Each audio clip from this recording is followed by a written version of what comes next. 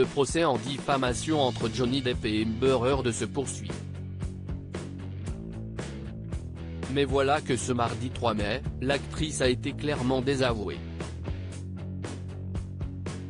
Alors que ses avocats ont déposé une requête pour l'annulation de la plainte du comédien, la juge Pénéas Carat a rejeté cette demande.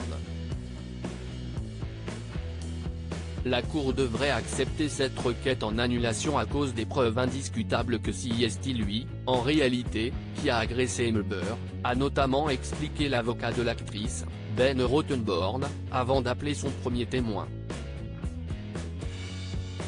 Quant à la défense de Johnny Depp, elle a demandé à la juge de rejeter la requête affirmant que Amber Heard est l'agresseur dans cette salle d'audience.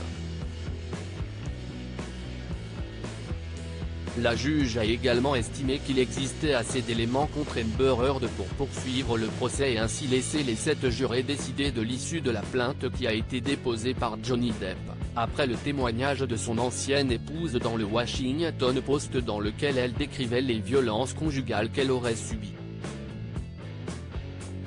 Dépeigné par l'acteur qui réclame 50 millions de dollars de dommages et intérêts à Amber Heard. Pendant plus de 4 jours, il a une nouvelle fois réfuté les accusations de son ex-compagne. Cette dernière lui réclame alors 100 millions de dollars, affirmant avoir subi des violences physiques et des agressions avant et pendant leur mariage. Jennifer Grey, il était follement jaloux et paranoïaque dans son livre, Jennifer Grey qui a partagé la vie de Johnny Depp dresse un portrait bien négatif de son ancien compagnon. Si elle se rappelle que leur début était un vrai bonheur, les années qui ont suivi n'ont pas été de tout repos. Johnny faisait des allers-retours toutes les semaines depuis Vancouver, mais il commençait de plus en plus régulièrement à avoir des problèmes, bagarres dans les bars et avec les flics.